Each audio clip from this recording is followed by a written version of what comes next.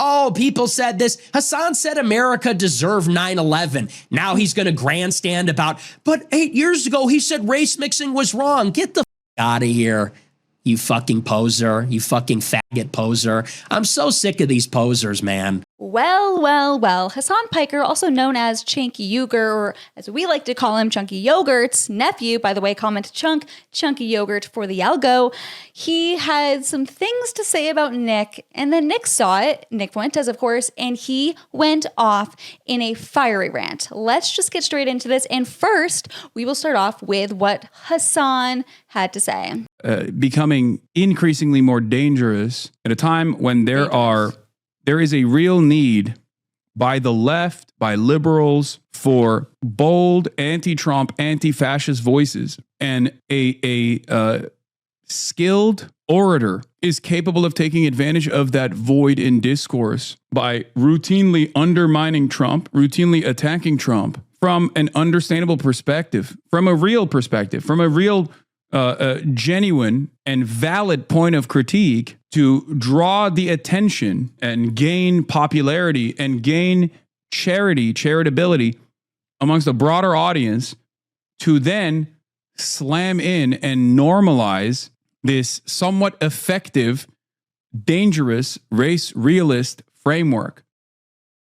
Dangerous. How is it dangerous? How is rhetoric dangerous, Hassan? Please let me know. Seriously, I mean, I cannot with these people, but who needs to hear me ramble? Let's see what Nick had to say. By the way, if you enjoy this type of content, make sure you subscribe, posting at least 2 new videos every single day. Might be going live every single night, so make sure you become a member because you can get access to all my previous live streams that I must take down as soon as I'm done going live because, well, I say things that YouTube will definitely ban. I digress. Like today's video and we'll see what Nick has to say. And it's like the far left, these guys are just like fucking defective at this point. I don't even think they know why they do what they do. You know, and the reason that the far left is threatened by me is because I'm better than them. I'm going to take their market share. And you want to know why? Because I can talk about Jews. I can talk about black people. I can talk about trannies. I'm not beholden to a crowd of nut jobs that just can't talk about basic reality. You go on the far left, and some of the things I say appeal to them, like about Gaza and like about Israel and so on. But on the far left, you can't talk about Judaism.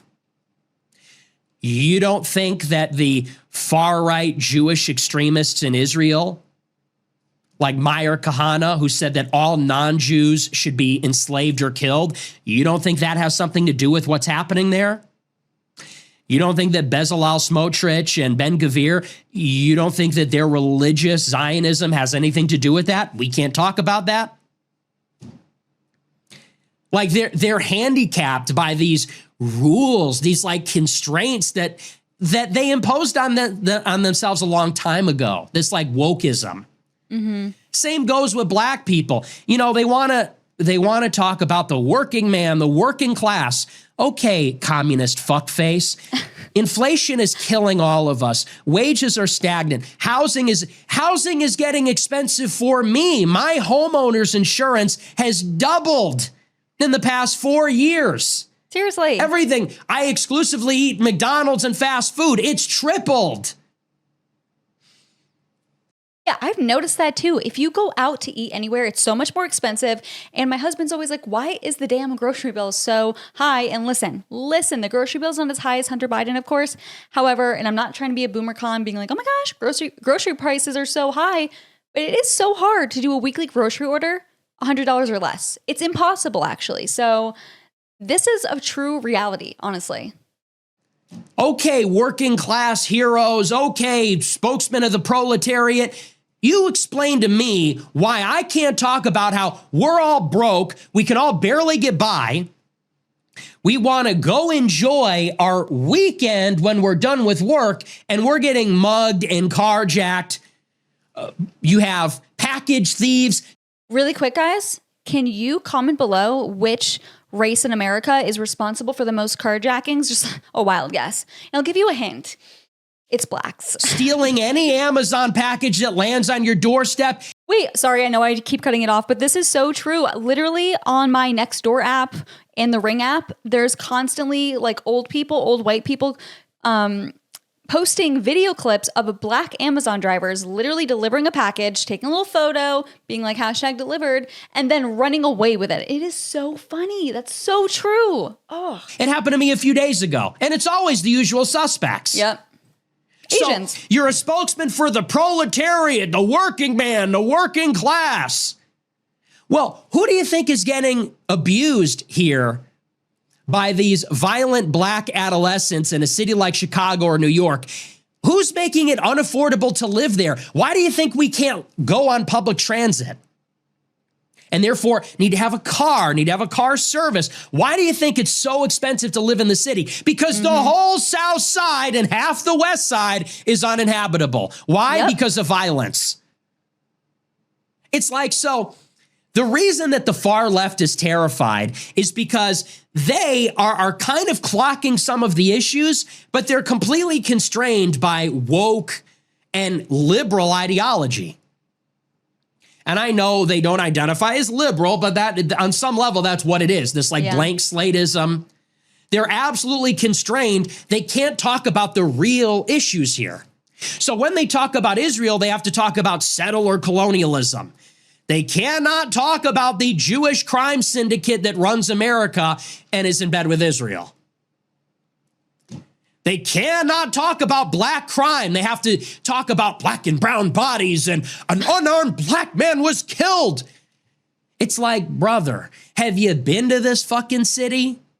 Seriously. It's endless like this. And so the far left, these people, they don't want to talk because they have cloistered themselves away. They have created these ridiculous rules for themselves. They can't even acknowledge reality that we all see. Absolutely. I am so thankful, guys, that I have an audience that's based and not so triggered all the time. Imagine having to tiptoe and walk on eggshells to talk about certain political issues of our times without being able to directly label the root of the problem.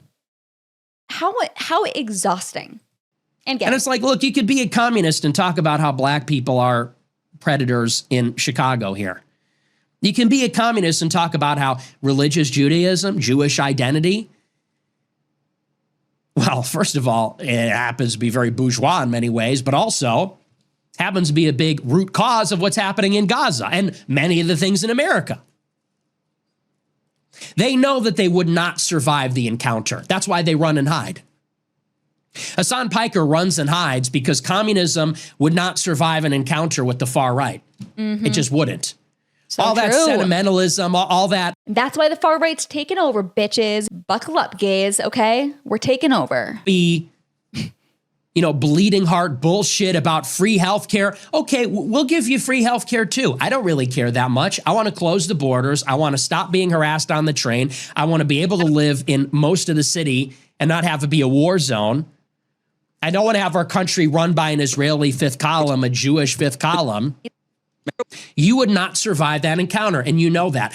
And Hassan knows that if there were ever a dialogue, an ongoing dialogue, or even just a sit down, that whole fantasy, this bourgeois fucking champagne socialism would not survive an encounter with an actual real American, that's a son of working class people. Absolutely. And that's like the delicious and rich irony is that Hassan is a Nepo baby. He's a millionaire Nepo baby who's on all the mainstream platforms. How did he get his start in media? His uncle. And this is a guy lecturing us about generational wealth. Why don't we redistribute the Young Turks media opportunities? How about we redistribute the Twitch subscriptions? Of course. So, as long as he's going to sit there and take shots from over there, inside of that woke fantasy land, they'll all be very confident in their ideology. But the reason that they don't want me to talk to Jimmy Dore, the reason they're screaming, he's a Nazi, but he said this, but he said that. Let him talk. We can talk. Let people judge. Oh, people said this. Hassan said America deserved 9/11. Now he's going to grandstand about, but 8 years ago, he said race mixing was wrong. Get the fuck out of here. You fucking poser. You fucking faggot poser. I'm so sick of these posers, man. Me too. You know? He's a literal Nazi. He says that genetics are real. Okay, and you said that like America deserves 9/11. You want kids to get their dick and balls cut off. Let's just talk. We're human beings. Talk. I could not agree more, but hey, what's new? Yeah, I mean, these people on the left, they can literally say, like Nick said, America should have another 9/11, but God forbid someone like Nick points out the root causes of all the problems we're facing today. Ugh, what a terrible human being. I'm just happy to see Nick being actually acknowledged way more, and he deserves more, but yeah. Let me know what you thought about today's video. Comment your thoughts down below. As always, if you made it to the end of the video, comment an orange heart. It does help boost the video in the algorithm. And also become a member so you can get access to all my live streams. And I'll see you guys in the next one. Bye.